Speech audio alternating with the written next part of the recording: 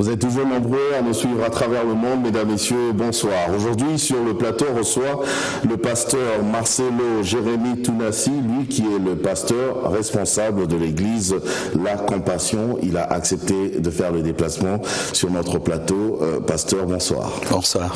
En tout cas, c'est un plaisir parce que très longtemps, on a toujours voulu vous recevoir à cette émission. Et ben voilà, l'occasion est là.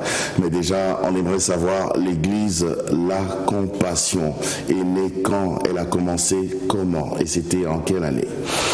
L'église La Compassion a commencé en 1998, au mois de février. Comment? C'était un appel de Dieu. J'ai évolué pendant 4 ans au pied d'un homme de Dieu qui s'appelle Daniel Kapepula, qui est maintenant aux États-Unis. Il nous avait formés, c'était un apôtre, c'était un formateur. Il formait des hommes pour qu'ils les lancent, pas pour les garder sur place. Et pendant 4 ans, j'étais à ses pieds. Il avait une école du ministère et il avait un don. C'était un homme, quand il priait pour vous, son onction venait, il vous transmettait son onction. Il ne priait pas seulement que les gens tombaient, mais vous devenez des autres lui, et même plus que lui. Et il avait fait une école, il nous a imposé le main et j'ai reçu son onction. Et pendant 2 ans, j'ai fait un jeûne. J'ai disparu presque, hein. Je n'ai pris 2 ans, ouais. De jeûne. Donc pas que du jour pour jour, mais c'était vraiment 2 ans que j'avais consacré à prier. Et j'ai jeûné. Et un jour, je me promenais, je me souviens, c'était au niveau de Méfait. Et puis Dieu m'a dit, tu as trop prié, tu commences l'église. J'ai dit non, j'ai rien, j'ai même pas suffisamment d'onction de puissance. Il dit, tu commences. Il y avait quelqu'un qui m'avait promis de l'argent. Je pensais qu'avec cet argent, je vais acheter les tôles, les chaises et tout le reste. Je vais commencer une église déjà top. Mais cet homme m'a donné $20. Et j'ai pu acheter, je crois, 1 ou 2 chaises avec. Et Dieu m'a dit, tu vois, tu commences avec moi. Et j'ai commencé une église comme ça, un mercredi. Vous l'avez commencé comment, dans votre salon? Non, j'ai commencé d'abord avec 3 personnes. C'était une intercession, on priait à 3 au niveau de Lombo, si je me souviens, à 3, dans la maison d'une maman. Ensuite, on a commencé à prier à Luangue parce que son salon était devenu petit. On débordait. Je trouvais un salon plus grand et on débordait encore. Et là, nous nous sommes organisés. Et j'ai pu trouver un endroit à Bachi au niveau de Salongo. Et Dieu m'a dit, tu as trop de gens pour commencer une église. J'ai dit, pourquoi? Non, ils sont trop nombreux. Parmi eux, il y a des gens qui te suivent dans la chair. Il faudrait que tu puisses sélectionner. Et puis il m'a parlé de l'histoire de Gédéon, qui avait trop de militaires. Dieu n'en voulait pas autant. Et puis Dieu m'a dit, tu feras un jeûne et tous les faibles vont fuir. Parmi eux, il y avait des fanatiques. Il y avait des fanatiques et d'autres qui voulaient une nouvelle église pour avoir des nouvelles responsabilités. Et là, on a fait un jeûne de 7 jours avec 1 litre de jus. Et les gens ont fui. Ils sont restés à 30 personnes. Et avec ces 30, on a commencé une église. On a mis une chaire, un tapis, même le sol, quelques chaises. J'ai prêché sans instrument. Et j'étais tout mince là, je crois que j'avais 40 kilos. Il n'y avait pas de tôle, rien, sous le soleil. On a commencé. Mercredi avec culte. Vendredi et dimanche, et c'est parti comme ça jusqu'à aujourd'hui, sans affiche, ni banderole, ni rien du tout comme ça. On peut dire que déjà vous aviez la chose de Dieu. On aura le temps d'en parler dans cette émission, on a tout le temps. Mais vous êtes pasteur aujourd'hui, un des grands pasteurs en tout cas que la République démocratique du Congo connaît. Mais vous étiez enfant jadis. Alors on aimerait quand même savoir, ça c'est vraiment le basique, quoi. Quel genre d'enfant vous étiez? J'aimais beaucoup m'habiller. J'aimais beaucoup la musique, parce que mon père vivait en musique. Mon père écoutait Julio Ecclesia du matin au soir. C'est fait que je crois que j'ai mémorisé toutes ses chansons. Et mon père se lavait avec la musique, avec une radio. Donc il vivait en musique et c'est comme ça que j'ai aimé la musique. Mais moi j'ai plus aimé le funk, j'aimais plus le rap, hip-hop et tout le reste. Mais en autre temps c'était plus le funk, Michael Jackson et tout. Et j'aimais bien les filles aussi. Métis, il aime toujours les filles, mais j'étais plus attaché à la musique et à la mode. C'était ça vraiment Marcelo, quoi. Vous n'étiez pas turbulent? Oui, timide? J'étais, ça dépend de où. Quand j'étais à l'école, j'étais très sérieux. Quand j'étais dans le quartier, j'étais pas bagarreur, j'aimais pas me battre, j'aimais parler. J'étais toujours un chef de bande. Turbulent, pas trop, mais je savais ce que je voulais. C'est un enfant très célèbre. Oui. Ouais. Dans le quartier. Ouais, très célèbre, très célèbre. Pas trop à l'école, parce qu'à l'école j'allais étudier, mais dans le quartier, oui. En tout cas, est-ce qu'il y avait une profession qui vous inspirait à l'époque quand vous étiez enfant? Mon père a travaillé chez un homme qui était, je crois, l'homme le plus riche de Goma, et je voulais être riche. J'avais pas une profession de préférence, mais je voulais être un grand homme d'affaires. Et puis un temps, on a vécu dans un hôtel, c'était un grand palace, toujours mon père nous avait amenés là-bas, et je voulais aussi être un hôtelier. Mais vers 14-15 ans, je voulais être comme mon oncle. Mon oncle, c'était un jeune qui avait tout ce qu'il voulait, il s'habillait bien, il avait la bonne musique, donc il avait la vie que je voulais avoir. Je voulais être comme mon oncle, mais il m'a déçu parce qu'il s'était converti, quoi. Puis je me dis, comment il s'est converti? Ma star s'était converti. Et d'ailleurs, c'est l'une des choses qui m'a amené vers Dieu. On aura le temps d'en parler. Alors, pasteur, est-ce qu'il y a une histoire de votre enfance qui vous fait rire jusqu'aujourd'hui, rien qu'en y pensant? Oui, quand j'étais à l'internat, parce que j'étais à l'internat des prêtres frères maristes, j'ai fait une année là-bas. Et alors, j'avais un ami qui était servant. Et puis on nous racontait des histoires que si vous volez la Sainte Seine, ça va se transformer en sang et tout le reste. Et puis on a parié, et un jour, la nuit, on est entré dans l'église. On a volé la Sainte Seine. On a pris un paquet, parce que c'était empaqué dans un sachet là. On a bouffé comme des biscuits, et ça ne se transformait toujours pas en sang. Et quelques temps après, le prêtre s'est rendu compte qu'il y avait des pains qui avaient disparu. Il a suspendu notre... à l'église catholique? Oui, à l'église catholique. Les hosties, donc. Les hosties, on a volé les hosties. Et il a été suspendu. Et moi pas. Et ça m'a toujours fait rire parce que comment j'ai eu le courage d'entrer dans une église pour voler des hosties. Et quelle idée de vouloir vraiment entrer dans... Je voulais avoir des preuves si vraiment ça se transforme en sang.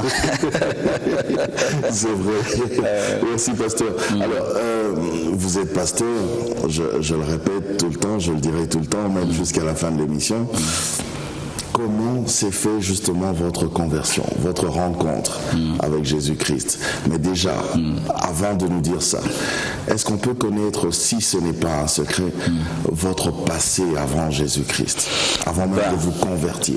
Mon passé avant Jésus-Christ, c'est que j'étais trop dans la musique, j'étais trop dans la mode, et puis après, je suis tombé dans la pornographie. J'étais un jeune, mais vraiment, il y a un temps, je ne regardais que des films pornographiques. J'avais des amis qui avaient des parents qui vivaient en Europe, qui envoyaient des films, et les parents, même mes parents seront étonnés même d'entendre ça. Et j'étais vraiment dans la pornographie. Et j'allais dans des cinés. À l'âge de 15 ans, je me déguisais des fois en adulte parce qu'il fallait avoir 18 ans pour entrer dans ces cinés. Je rendais ma voix rock, je portais un chapeau, j'entrais dans ces films-là, regardais ces films.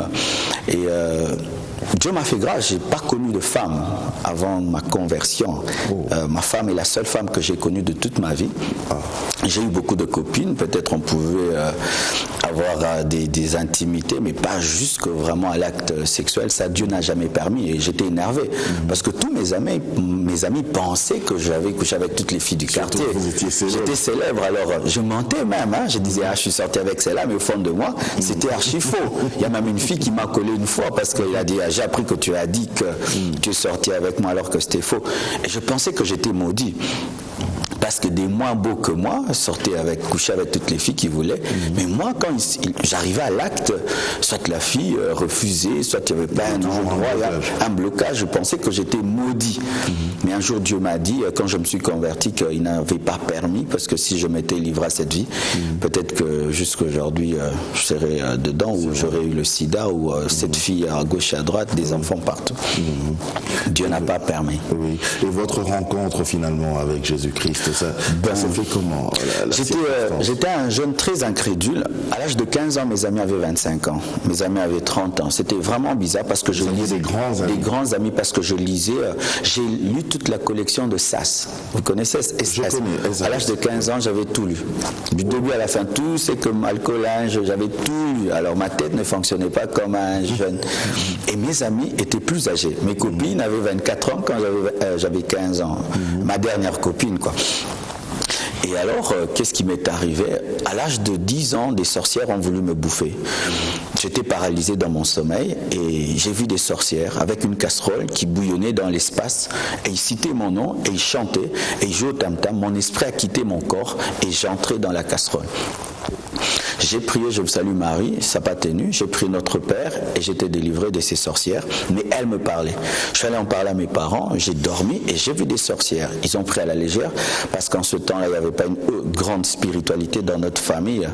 Mais quelques membres de ma famille qui étaient spirituels. Même dans le pays, hein, il y avait pas. Oui, en ce temps-là. Quelques membres de ma famille qui étaient spirituels, mais dans le noir, m'ont dit oui, nous sentons des puissances des ténèbres. Et ce jour-là, on m'avait tatoué la nuit, on m'a tatoué au bras, aux pieds, à la tête, on m'a mis des poussières et ils ont parlé, il n'est pas de votre famille, vous ne pouvez pas le bouffer. Et ils m'ont fait entrer des démons. Et ces démons m'ont protégé. Et ces puissants ne pouvaient pas m'avoir, mais je suis devenu très très incrédule. Je ne supportais pas les hommes de Dieu, je ne supportais pas la parole de Dieu. Je me souviens même, il y avait un pasteur à côté de chez nous, quand il commençait à prêcher, comme il n'avait pas d'instrument, moi je prenais mon baffle et je lui mettais du funky en plein culte. Il s'énervait même. Et puis je disais, pasteur, mais que ton Dieu t'achète les baffles. Hein. Moi, j'ai mes baffles, alors tu mets les tiens. Il m'avait même maudit. Après, je suis devenu son fidèle. Donc j'étais tellement incrédule. Quand même on me prêchait la parole, je trouvais que c'était très humiliant que d'écouter un prédicateur. Hein. Il m'arrivait même, un prédicateur vient me prêcher, ou bien des filles, je porte une petite culotte et je m'assieds là. Oh, tu peux prêcher, je m'assieds là et je te regarde pas. Même si ça me touche. Je trouvais que c'était humiliant de prier. Je disais que les métis ne prient pas. Et je disais même aux gens, vous voulez me convertir? Est-ce que chez vous il y a des métis? Les métis, ça ne prie pas. Et même si je prie, je vais abandonner. Nous, on ne prie pas. C'est ainsi que Jésus m'a fait grâce. Lorsque mon oncle s'est converti, ça m'a bouleversé déjà. Il avait tout ce que je voulais et il a donné sa vie à Jésus. Et il a invité toute la famille chez lui au Bas-Congo en vacances. Mais cette fois, nous avait eu, il a invité des pasteurs. Il y avait plein de pasteurs dans la maison. Et ça m'énervait. Mais nous, on est venus en vacances et on transforme les vacances en prière en retraite. Et on nous prêchait tout le temps. Je refusais. Mais la maison était remplie de la présence de Dieu. Tellement qu'on priait. Je suis allé prendre ma douche. J'avais, je crois, mon essuie autour de mes reins. Et j'ai voulu sortir de la salle de bain, j'ai une apparition. Oh, carrément. Ouais. J'ai vu une lumière devant ma porte et une voix m'a parlé. Vous ne rêviez pas? Non, dans ma salle de bain. Une lumière et une voix, comme Paul. Marcelo, convertis-toi. Aïe, aïe, aïe, aïe. Attends, c'était pas votre tête qui vous jouait des tours? Moi, pensez à Dieu. Non, tu sais, même mon père, il me dit, Marcelo, toi, c'est Jésus qui t'a changé. Moi, j'étais vraiment la brebis perdue de la famille, quoi. Oh. C'est moi qui ai amené le mal et c'est moi qui ai amené Jésus. Oh. Et la voix m'a dit, Marcelo, convertis-toi. J'ai commencé à trembler. Je sentais une telle sainteté que j'avais envie de fuir et un amour. Donc j'avais envie de fuir et de rester. L'amour me disait reste, la sainteté me disait fuis. Et puis j'ai répondu à la voix. On se convertit comment? Et la voix me répondra. Souviens-toi des paroles de mon serviteur Jean. Jean, c'était un frère qui me prêchait. Vous avez répondu à la voix avec avec ma voix, j'ai répondu. Dès que vous me parlez. Oui. Comment on se convertit? Et puis il dit, souviens-toi des paroles de mon serviteur Jean. Jean, c'était le seul frère qui, malgré mon orgueil, continue à me parler de Dieu. Et Jean me disait, Marcelo, c'est vrai que tu dis que les métis ne prient pas, mais Dieu ne te demande pas de te changer. Il te dit de venir à lui, viens comme tu es. Si tu fais un pas, Dieu fera 9 pas pour toi. Et ce jour-là, je ne sais pas ce que j'ai dit à Dieu, mais j'ai pris la décision d'arrêter d'être orgueilleux, menteur. Ah, j'étais aussi un grand menteur. Je mentais à un niveau que même si je viens te dire que je t'ai menti, tu ne crois pas. Je te mettais vraiment dans la poche, tu n'en sors plus. Et j'ai menti même aux gens que j'étais fils de King à l'école. Ouais. Ah oui, c'est vrai, on voit les traits. J'ai menti même que je suis fils de Kengo, que je venais de l'Europe, alors que j'ai jamais été à Paris, même pas. J'ai jamais quitté ce pays, quoi. Disons quitté l'Afrique. Et je montais comme ça. Tout le monde savait que Marcelo vient des vacances à Bruxelles, Allemagne et tout. Et je devais dire la vérité. Je suis allé chercher tout le monde. Je t'ai menti, tu sais. J'ai jamais été en Europe, je t'ai menti, tu sais. Mon père, c'est elle. Je t'ai menti et j'ai vraiment arrangé avec tout le monde. Mais le même jour de ma conversion, tous les démons qu'on avait mis en moi à l'âge de 10 ans se sont manifestés. J'ai vu des nains tout petits, des milliers et des milliers, sortir des cases en parlant 3 langues au même moment. En swahili, en français, en lingala. Pourquoi tu t'es converti? Ils sont entrés par la fenêtre, ils m'ont pris. Et mon esprit sortait de mon corps. Jaco, quand les gens meurent, ils se voient. Ils voient leur corps. Et ils voient même le médecin, comment il se bat pour les réanimer. Moi, j'ai vu mon corps. J'ai vu mes cousins, mes cousines en train de jouer, mais je ne pouvais pas parler. Mon esprit flottait. Et je sortais par la fenêtre. Et je me suis souvenu, j'étais à nouveau converti, je ne connaissais rien sur Dieu. Et je me suis souvenu d'une petite histoire. Il paraît que quand les démons t'attaquent, dit Jésus. Mais ma bouche ne pouvait pas parler. Mes doigts ne bougeaient pas. J'ai crié Jésus dans mon esprit. Tu sais que l'esprit a une bouche, l'esprit a des yeux et des oreilles. J'ai dit, oui. Autant nous avons un corps physique, nous avons un corps spirituel. Et mon corps spirituel, j'ai dit Jésus. Et tous ces nains sont partis. Et je suis retombé. J'ai senti vraiment que je suis redescendu dans mon corps. Et j'ai crié, les démons m'ont attaqué. Tout le monde a fui. Depuis ce jour-là, j'aimais plus dormir. Parce que chaque nuit, des puissants des ténèbres venaient, des serpents m'apparaissaient, des voix me parlaient. C'est comme ça que j'ai été obligé de chercher Dieu. Oh, mais vous êtes pasteur aujourd'hui, ça c'est vraiment votre conversion. Oui. Puisque vous avez parlé vous avez dit que longtemps vous avez fait croire aux gens que vous êtes le fils de Kengo, alors justement, puisqu'on en parle, quelle est vraiment votre nationalité? Excusez-moi si c'est pas indiscret. Non, je suis congolais, mais j'ai des... Parce que beaucoup disent que vous êtes brésilien. Oui. Je suis congolais, mais j'ai des racines aussi allemandes, parce que mon arrière-grand-père était un militaire nazi. Oh là là. Ouais. Qui a déserté, il est venu en Afrique. Il a connu une femme qui est du Kivu. Ils ont eu le père de mon père. Et le père de mon père a épousé une Rwandaise. Et ils ont eu mon père. Et mon père a épousé une Mouchi du Kivu. Et ils m'ont eu. Donc j'ai tous ces sangs-là en moi, quoi. En tout cas. Donc maintenant, on peut conclure que vous êtes vraiment congolais. Moi, je suis congolais, j'ai épousé une Moulouba. Voilà, donc il n'y a aucun souci, plus de polémique à ce Oui. Voilà, il y a plusieurs activités que vous organisez, pasteur. On aura le temps d'en parler, mais puisque je tiens à ma main votre ouvrage, un livre que vous avez écrit, le titre c'est « Découvre et expérimente sa présence ». J'aimerais qu'on puisse en parler brièvement. Déjà, rien que le titre, découvre et expérimente sa présence. La présence de qui? Expliquez-nous déjà. La présence de Dieu. De Dieu. Ouais, parce que moi... Vous expliquez comment on peut découvrir... parce que Jacob a dit, Dieu était là, mais je ne le savais pas. Vous savez que Dieu est ici. Oui. Mais il suffit d'être conscient qu'il est là. Oui. Dieu peut être là en train de parler. Mais faites conscient qu'il part pour sentir, pour entendre sa voix. Et beaucoup de gens passent à côté de cette visitation de Dieu. Dieu est dans leur chambre, il est dans leur salon, il est même dans leur salle de bain. Moi, il est venu dans la salle de bain. Justement, je voulais parler de ça, parce qu'il est venu dans votre salle de bain, mais vous étiez têtu, vous n'y croyez même pas. Ouais. Mais lui, il est venu, il vous a parlé, donc vous n'étiez même pas conscient. J'étais même pas. Mais pourquoi ici vous parlez de la conscience, qu'il faut être conscient pour remarquer, découvrir la présence de Dieu? Parce que des fois, avec Dieu, c'est comme le lit pâté, quoi. Il te touche, après, tu dois le toucher. C'est comme Paul dit, je cherche à saisir celui qui m'a saisi. Ouais. Dieu se révèle à vous des fois sans vous le chercher, mais après il te dit monte ici. Il s'est révélé à Moïse au travers du buisson ardent, mais après il dit tu montes à la montagne. C'est pas parce qu'il est venu vers toi par le buisson ardent qu'il te dira jamais d'aller à la montagne.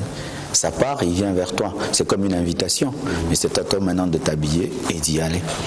Pasteur Marcelo, vous le dites peut-être parce que vous êtes pasteur, c'est un peu plus facile pour vous, mais pour nous par exemple, ou pour eux qui nous suivent, la vie avec Dieu, comment l'expérimenter, comment le découvrir, comment arriver à le cerner, comment je peux faire ça? Il y a tellement de choses, mais je peux donner un petit secret. Oui. Avoir un rendez-vous avec Dieu. Comment? Dire à Dieu, 6 heures du matin, je serai toujours debout pour prier. selon son emploi du temps. Un autre dira à 12 heures, l'autre à 16 heures, 18 heures, l'autre à 0 heure. Avoir une heure précise. Et si même vous pouvez avoir un lieu aussi précis, vous fixez un rendez-vous avec Dieu pour prier seulement, pour l'adorer, le contempler, et il viendra. Mais avec le temps, vous savez, la première fois que vous m'avez appelé, je n'ai pas reconnu peut-être votre voix, mais à force, on n'a pas même besoin de dire c'est tonton Jaco. Je dis tonton Jaco, pourquoi? À force de causer avec vous, je maîtrise maintenant le thème de votre voix.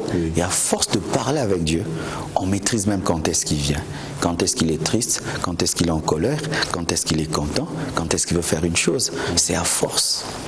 Fixer des rendez-vous, quelqu'un dirait que c'est un peu agir aussi comme les magiciens, parce que eux le font, ils ont des rendez-vous. Ils ont imité. Ils ont des heures précises. Pourquoi devrions-nous faire ça? Donc là, je le donne, c'est le basique. Hein? Là, on dit prier sans cesse. Là, c'est une dimension, maintenant, quand tu as grandi, tout même là, pendant qu'on a une émission, mon esprit prie. Mais quand je vais enseigner les bases, avec les bases de la vie chrétienne, je dis à un nouveau converti, fixer un rendez-vous avec Dieu. Mais pourquoi les magiciens le font? Parce que Satan, il fut un serviteur de Dieu. Tout ce qu'il fait, c'est une imitation. Vous savez que Daniel, il priait 3 fois. D'ailleurs, même si on l'a attrapé, c'est à cause de ses rendez-vous. Et Jésus aussi avait l'habitude de prier à la montagne. C'est à cause de ses habitudes qu'on l'a arrêté. Ah non, je connais, il est où? Ah, allons, il est tel endroit, on va l'attraper. Il a l'habitude d'y aller. Donc, au-delà d'être un homme qui prie tout le temps, il faut avoir un rendez-vous avec Dieu. Moi, c'est le matin. Prends-moi tout, mais pas mon culte matinal à 4 heures du matin. Je suis dans mon bureau, je prie, je le contemple, je suis silencieux, parce que prier, c'est pas toujours parler. Quand nous acceptons Jésus-Christ dans notre vie, directement, Dieu fait de nous ses enfants par Jésus-Christ. Alors, si nous sommes ses enfants, pourquoi devrions-nous tout le temps le prier? C'est comme si on cherchait continuellement une certaine connexion. Pourquoi? Vous avez acheté un téléphone, mais pourquoi vous le rechargez? Ça n'a rien à voir, pasteur. Ouais, mais la source, c'est l'électricité, c'est ça la source. Et Dieu, c'est ça votre source. Même si Dieu est votre Père, il faut vous connecter à la source pour continuer à vivre. Si vous sortez un poisson de l'eau, il meurt. Vous sortez un arbre de la terre, l'arbre meurt. Et l'homme, c'est un arbre renversé dont les racines sont fixées au ciel. Et c'est par la prière maintenant que nous tirons la sève divine. Dieu est mon Père, mais je dois être en communion avec lui. C'est comme l'enfant. Dans le sein maternel, il y a le cordon ombilical. Il a besoin d'être en communion avec Dieu. Et la prière n'est pas seulement faite pour demander, pour être en communion avec notre source. C'est pourquoi Dieu s'appelle Abba. Abba Père. Abba, c'est source. Et je dois être en connexion avec ma source pour continuer de vivre. Je vais vous donner un autre exemple. Vous avez un fils qui s'appelle Oracle, que je salue d'ailleurs en passant. Est-ce que Oracle a besoin tout le temps d'être tout près de papa? Il n'en a pas besoin, puisque papa sait déjà que Oracle c'est mon enfant et que forcément il a de besoins. Il faut que je fasse ci, il faut que je fasse ça. Il y a des dimensions. Oracle étant un enfant, j'ai fait des choses pour lui. Mais quand il devient un fils, et s'il n'est pas proche de moi, peut-être qu'il n'aura pas tout mon héritage. Parce que la Bible dit que tant que l'héritier est un enfant, il n'est pas différent d'un esclave. Quand on est enfant de Dieu, il y a des choses que Dieu fait. Mais quand on grandit en Dieu, Dieu devient de plus en plus exigeant. C'est pourquoi il était très exigeant avec Moïse, mais pas très exigeant avec le peuple, parce qu'il avait une autre dimension. Oracle, aujourd'hui, il y a des trucs que je peux comprendre en lui, mais quand il aura 18 ans, non. Si je lui donne $1000, et puis après 2 jours, il me dit qu'il n'a plus, est-ce que demain, je vais lui confier la charge de mes business? Non, même s'il est mon fils. Donc, même avec Dieu, il y a des choses, il faut payer le prix, même si on est fils de Dieu. C'est pourquoi Dieu n'appelle pas tout le monde. On va chercher à gagner la confiance de Dieu. C'est pourquoi Dieu n'appelle pas tout le monde son ami. Tu peux être enfant de Dieu sans être l'ami de Dieu. Pour être ami, il faut obéir, il faut qu'il te fasse confiance, il faut qu'il te confie des choses. Elle dit, si vous êtes fidèle dans peu de choses, je vous confierai des plus grandes choses. Même au ciel, nous n'aurons pas le même rang. Certains vont briller comme les étoiles, d'autres auront la splendeur du ciel. Le ciel ne brille pas tant qu'une étoile. Il y aura des dimensions. Même les anges n'ont pas le même niveau. Il y a des archanges et des anges. Même parmi les enfants de Dieu, on n'a pas le même niveau. En tout cas. Et ce livre, on peut l'acheter quand même Oui. Il se vend. Le stock est presque épuisé. Je suis en train de faire le deuxième. Là, maintenant, il se vend seulement à l'église, Limité 2e rue, quartier industriel numéro 6. Il est à $20. À part ce livre que vous venez d'écrire, il y a aussi l'émission Dans sa présence, qui passe d'ailleurs sur une des chaînes locales d'ici. Et je pose cette question d'abord parce que actuellement, à travers cette émission, vous parlez beaucoup plus de la masturbation et ça fait vraiment couler beaucoup d'encre et de salive. Pourquoi avez-vous choisi seulement parler de la masturbation?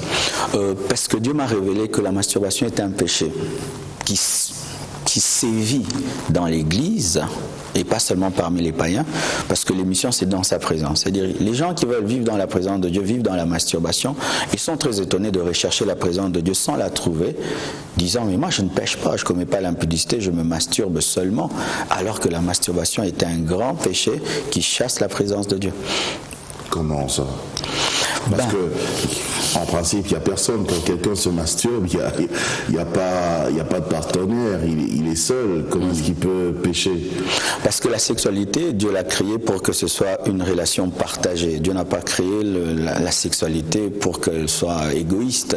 Et quand quelqu'un se masturbe, il fait ce qu'on appelle l'autosatisfaction, qui est de l'égoïsme. Et c'est une déviation, c'est une impureté. C'est pourquoi la masturbation est un péché, parce que masturbation vient du terme manus, donc c'est donner du plaisir avec sa main. Et alors que Dieu a prévu un homme, une femme, dans le mariage, je précise, dans le mariage, la sexualité c'est seulement dans le mariage, même pas pour les fiancés, même pas dans les fiançailles. Même pas dans les fiançailles. Ouais. Donc Dieu a prévu la sexualité entre un homme et une femme. C'est un échange. C'est un échange, la sexualité. Alors quelqu'un qui est dans la masturbation, il échange avec qui? Il échange avec sa main. C'est une déviation. Est-ce qu'il y a un esprit qui accompagne cela, cet acte-là? Au début, la masturbation est une œuvre de la chair, mais lorsqu'on demeure dans une œuvre de la chair, on ouvre la porte à un démon, parce que le diable se nourrit du mal. C'est comme les mouches. Les mouches ne viennent que là où il y a la saleté. Et quand quelqu'un demeure dans la masturbation, ça attire un esprit de mari de nuit, si c'est une femme, parce qu'il y a des femmes aussi qui se masturbent, ou un esprit de femme de nuit, si c'est un homme. Ça peut même amener certains au célibat. Il y a des gens qui ne se marient pas parce qu'ils sont satisfaits par la masturbation. Et même dans le mariage, ça peut amener le divorce ou même l'infidélité, où la femme refuse d'être satisfaite par son mari et n'arrive pas, parce que quand on se livre trop à la masturbation, ça devient une habitude, et même dans le mariage, ça peut vous suivre. Votre émission, c'est dans sa présence, dans la présence de Dieu, dans la présence de l'Éternel. Alors, pourquoi ne pas parler d'autres thèmes qui tournent autour de tout ce qui concerne la vie dans la présence de l'Éternel? Vous avez choisi la masturbation. Parce que le plus haut niveau de la présence de Dieu, c'est la sainteté. Dans Ésaïe 6, lorsqu'on parle des séraphins qui criaient, ils disaient « Saint, Saint est l'Éternel, la terre entière est remplie de ta gloire ». Ils étaient dans la présence de Dieu et ils ne parlaient pas de sa puissance, ni de son amour, mais de sa sainteté.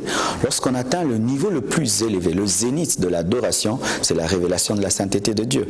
Et quand quelqu'un maintenant veut entrer dans la présence de Dieu, et si on ne lui parle pas de la sainteté, c'est un paradoxe. Et c'est ça le problème du Congo, c'est que souvent, on pousse les gens à la prière sans les pousser à la sainteté, et ils prient beaucoup, ils ne sont pas exaucés. Ils disent que Dieu n'est pas puissant, Dieu c'est le Dieu des Nigérians, c'est le Dieu des Américains. Alors qu'il y a une base avant de prier. Il faut se mettre en règle avec Dieu. Et le masturbateur doit arrêter de se masturber avant de lever les mains. Vous imaginez quelqu'un qui lève les mains, Seigneur bénis-moi, mais ce sont des mains de masturbation. Comment est-ce qu'il sera béni? Apparemment, vous mettez vraiment un accent sur la sainteté. Oui, c'est mon message. Quand Dieu m'a appelé, il m'a dit, la même voix qui m'avait dit, Marcelo, convertis-toi. Quand Dieu maintenant m'a appelé à le servir, il m'a dit, prêche à mon peuple la sainteté. C'est pourquoi je prêche beaucoup. Je peux prêcher guérison, je retourne à la sainteté, délivrance, miracle, bénédiction, mais d'abord la sainteté, parce que la Bible dit que sans la sanctification, personne ne verra Dieu, ni le pasteur, ni le fidèle, personne. Personne. Est-ce que vous ne pensez pas que ça risquerait d'être un tout petit peu compliqué, parce que dans la chair, avec cette chair, c'est vraiment une chair remplie de péchés. Alors vous, tout le temps, vous mettez un accent sur la sainteté. Je ne vois pas comment est-ce qu'on pourrait être saint avec un corps rempli de péchés et de tâches. C'est ça. Jésus-Christ est devenu homme pour que les hommes deviennent Dieu. Vous voyez. Ok. Éclaircissez-nous. Oui, là, je pense à mon père. Mon père, quand ici mes émissions, me dit Marcel, tu es trop philosophe. Je fais à l'effort de ne pas être philosophe. Sans Dieu, l'homme ne peut vivre dans la sainteté. C'est comme un léopard. Le léopard, s'il décide de ne plus être tacheté, il le sera toujours parce que génétiquement, il est tacheté. Il peut même se gratter, se frotter, il restera toujours tacheté. Et l'homme naturel est pécheur. C'est pourquoi moi, je ne prêche pas la sanctification aux païens. Non. Je prêche la sanctification aux chrétiens. Le païen, je dis de recevoir Jésus. Quand il reçoit Jésus, il a la nature divine qui lui permet maintenant de vivre dans la sainteté. Et maintenant, cette question. Pour celui qui n'a pas Jésus, je lui dis de ne sanctifie-toi, il ne peut pas. C'est comme si quelqu'un qui n'est pas né, mais vous lui dites de se laver. Il doit d'abord naître et puis se laver. Naître, c'est se convertir. Naître de la parole et de l'esprit. Donc il faut d'abord donner sa vie à Jésus, recevoir le Saint-Esprit. Une fois que vous avez le Saint-Esprit en vous, vous avez la force de vivre dans la sainteté. C'est pourquoi on dit « je puis tout par celui qui me fortifie ». Ce n'est plus moi qui vis, c'est Christ qui vit en moi. Le même Marcelo hier qui était menteur, qui était dans la pornographie, qui était dans le mensonge, qui était l'adorateur de la sape et tout, c'est devenu une autre personne. Vraiment, des fois même, je suis étonné de ce que je suis devenu. Je me dis, Jésus, qu'est-ce que tu m'as fait? Il m'a vraiment changé. Hier, je courais derrière les filles. Aujourd'hui, les filles peut-être peuvent venir. Et puis, je lui prêche l'évangile. Je dis, non, je suis homme de Dieu, Jésus t'aime et tout. Ça, c'est pas Marcelo. C'est le nouveau Marcelo par Jésus. Ouais. Mais c'est vrai, ils sont en train de me suivre, mais en même temps, par rapport à leur question, il y a une question qui pourrait venir pour dire comment vivre une vie de sainteté. Une vie de sainteté. Que ce soit pour le païen ou pour le chrétien qui est déjà dedans, mais c'est dur, pasteur. Moi, je ne dis jamais que c'est dur. Vous savez, la confession amène la manifestation. Ce que vous dites, vous le devenez. Est-ce que c'est difficile à un poisson de vivre dans l'eau? Non, mais vous, allez-y, vous allez sortir asphyxié. La vie chrétienne, elle est facile pour le chrétien. Elle est difficile lorsqu'on est païen, mais on veut vivre comme un chrétien. C'est ça le problème. Le problème, c'est le début. Est-ce qu'on est converti? Lorsque le fœtus est dans le ventre, il est comme un poisson, il vit dans l'eau. Mais une fois qu'il sort et il est coupé du cordon, il respire. Il pleure au début, mais après... nous respirons mieux. Si tu me mets dans l'eau, tu me ramènes dans le ventre de ma mère, j'arrive plus. Et je ne peux plus vivre la vie de païen. Si je fais même l'effort, j'arrive pas. Je suis né. Mais non, en Dieu, je peux respirer. J'ai des poumons. Dieu m'a donné des poumons pour respirer. Et quand vous vous convertissez vraiment, vivre dans la sainteté, c'est facile. Je dis d'ailleurs, pécher, c'est difficile. Vivre dans la sainteté, c'est facile. C'est compliqué. Je donne un exemple. Parce que même l'environnement nous entoure. Je veux donner un exemple. Moi, je donne un exemple. Je vous en prie. Pour l'impudicité. Mais c'est dur, l'impudicité. Moi, les gens qui commettent l'impudicité, je dis vraiment, vous êtes forts. Mais c'est difficile. Il faut draguer la fille, il faut qu'elle accepte. 2, se déshabiller. Mais c'est autre chose, Et la conscience, qui te parle, qu'est-ce que tu fais, qu'est-ce que tu fais. Et tous les versets bibliques que tu connais, mais malgré ça, tu fais, mais c'est dur, c'est dur. Mais je trouve une fille qui me drague, je dis non. Mais c'est plus facile que de pécher. Parce qu'il faut trouver un hôtel, se cacher et tout. Il y a trop de choses à faire pour pécher. Moi, je trouve que c'est facile. Ouais. Tout dépend de comment on voit le monde et la vie chrétienne. Moi, je la vois comme Jésus. Je la vois bibliquement, elle devient facile. Mais si je la vois avec les regards d'un homme, elle devient difficile. Goliath était un géant pour Saoul, mais il n'était pas un géant pour David. David ne l'a jamais appelé géant parce qu'il a vu du regard de Dieu, c'était un incirconcis. Mais Saoul, quand il regardait Goliath, c'est un géant. Si le péché est un géant, vous direz c'est difficile. Mais si c'est un petit Goliath, c'est rien du tout. En tout cas. parmi les activités que vous organisez, j'avais dit tout au début qu'il y en avait tout plein. Entre autres, il y a aussi le restaurant du cœur. Ouais. Expliquez-nous brièvement, parce qu'il nous reste juste 10 minutes. Oui. Un jour, on a fait un jeûne de 30 jours et puis j'ai dit aux gens, bon appétit, allez manger. Puis Dieu m'a dit, et toi tu vas manger eux. Ah. J'ai dit, c'est vrai. Et j'ai dit, tous ceux qui ont faim, qu'ils aillent au diaconat. Il y avait plus de 50 personnes, ça m'a blessé. J'ai dit, donc dans cette église, il y a des gens qui ont du mal à manger. C'est alors que j'ai parlé à l'église pour qu'on puisse ouvrir un restaurant gratuit pour tous ceux qui ont faim. Et maintenant, pour l'instant, il ne fonctionne que mercredi et vendredi de 14h à 16h. Et par mois, nous offrons plus de 1000 plats gratuits aux démunis, aux chégués. Chaque semaine ou bien? Chaque mercredi et chaque vendredi. Chaque mercredi. 2 fois par semaine. De 14h à 16h, nous offrons du riz. Si j'ai faim, je peux faire un tour aussi. Non problème, mais c'est bon. Du riz, du pondu, du riz, des haricots, le foufou, le Thompson. Plus de 150 plats par jour. On se régale. Oui, oui. En tout cas. Mais on a eu un problème. Pendant qu'on mange, est-ce qu'il y a aussi un frère qui prêche avant. Qui prêche avant. Et on a eu 13 Koulouna qui ont décidé de quitter la rue. Ah, c'est bien. Ouais. Gloire à Dieu. Alors, on va y aller rapidement. Il y a aussi 2 sortes d'activités. Ouais. Il y a Dance et DNM. Ouais. Dance, découverte de nouveaux compositeurs. DNM, découverte de nouveaux ministères. Ouais. Parlez-nous-en.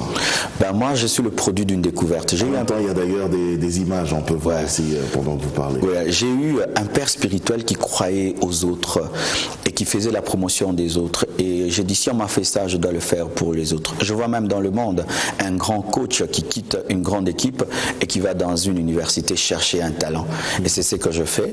Il y a beaucoup de talents dans les églises, beaucoup de chanteurs, musiciens merveilleux, mais qui ne sont pas connus. Nous organisons pour eux un concours où le premier, celui qui gagne, il va en studio et on lui cherche un producteur. Donc c'était notre première édition. Et à la DNM, c'est là j'invite tous les jeunes qui croient et qui ont l'appel de Dieu. Pendant 2 mois, mardi, je leur cède la chair pendant 15 minutes et je les écoute. De l'école du ministère, parce que j'ai une école du ministère. Et quand je les écoute, quand je les écoute et Dieu me convainc qu'ils ont la chose de Dieu, j'écris à leur pasteur, parce que sans la permission du pasteur, ils ne prêchent pas. Et nous tenons une grande action qui s'appelle Méga DNM. Ils prêchent et aujourd'hui, nous avons plus de 70. Le but, créer un réseau, parce qu'il faudrait qu'ils montent ensemble les encadrer, des prédicateurs, les encadrer, les encourager. Parce que des fois, quand on a la chose de Dieu, on a besoin d'être encouragé. Même Jésus a besoin que Jean-Baptiste puisse dire, celui-là, il est plus grand que moi, il va baptiser de feu et du Saint-Esprit. Des fois, les gens dénigrent facilement. Oui, trop. Surtout dans ce pays. Tu n'as rien. Comment ça? Et moi, j'aimerais faire aux autres ce qu'on m'a fait. Moi, j'ai eu un père qui a cru en moi. Quand je doutais, il m'a dit, tu es un grand homme de Dieu. Je parie que quand je serai pasteur, si ça arrivait, les gens vont crier. Mais vous savez, les vrais appelés de Dieu, ce sont les gens qui ne cherchent pas l'appel de Dieu. Parce qu'ils n'ont pas de motivation impure, l'argent, le succès, l'honneur. Ce sont les vrais appelés de Dieu. Un vrai appelé de Dieu ne veut pas que Dieu l'appelle. En tout cas. Et ça, c'est pour les DNM, mais pour les DNC, après, qu'est-ce que vous en faites? Je fais des concerts avec eux. Dernièrement, nous avons eu un concert avec RLS et j'organise des concerts. Le dimanche prochain, je serai à la dédicace de l'album de Liga Musica, qui était le 2e. Et je les encourage, je les conseille, je prie avec eux pour qu'ils ne tombent pas dans les pièges de la célébrité. C'est très important. Ah oui. Parce que ça peut arriver aussi dans le monde de Dieu, chrétien, des enfants de Dieu. Oui. C'est très important. Qu'est-ce qu'on peut retenir déjà, pasteur, pour ce soir? Quelque chose, juste dites-nous quelque chose. C'est que je me redis. J'ai tellement de choses à dire, mais vous savez, quand Noé était déçu par le corbeau, il n'a pas dit « je ne croirai pas en la colombe ». Quand il est sorti, il a lancé le corbeau est parti, n'est jamais revenu. Mais il a dit, je veux prendre une colombe et aussi lancer. Et c'est la colombe qui lui a dit, il n'y a plus de déluge. Tu peux sortir de l'arche. Qu'est-ce que je veux dire dans notre nation? Dans notre nation et dans le monde, tellement qu'il y a eu des abus dans le monde chrétien, on dit, il n'y a plus de vraies églises, il n'y a plus de vrais pasteurs. Les gens sont déçus. Oui, les gens sont déçus. Et j'aimerais parler à ces hommes, à ces femmes qui sont déçues. Sachez que le corbeau t'a déçu, Noé, mais il y a aussi la colombe. Essaie avec la colombe, tu sortiras de l'arche. C'est ce que je peux dire. Et on peut réellement vivre une vie de sainteté? Non, c'est possible. Vous confirmez? Oui, celui qui est devant vous, vraiment, par la grâce de Dieu, nous vivons dans la sainteté et c'est la meilleure des vies. Vraiment, vivre, pécher, c'est une maladie. Hein? Alors, la sainteté, c'est la vie. Alors, si on me dit choisir entre la vie et la mort, ben, choisis la vie.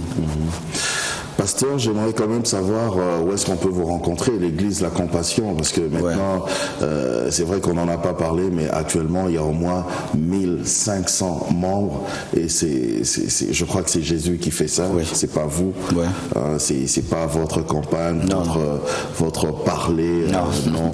Mais où est-ce qu'on peut vous trouver, l'église La Compassion? L'église La Compassion est à Limité, 2e rue, quartier industriel numéro 6, Limité, 2e rue, quartier industriel numéro 6, je reçois au bureau chaque jeudi de 12h à 16h, sauf aujourd'hui, de 12h à 16h.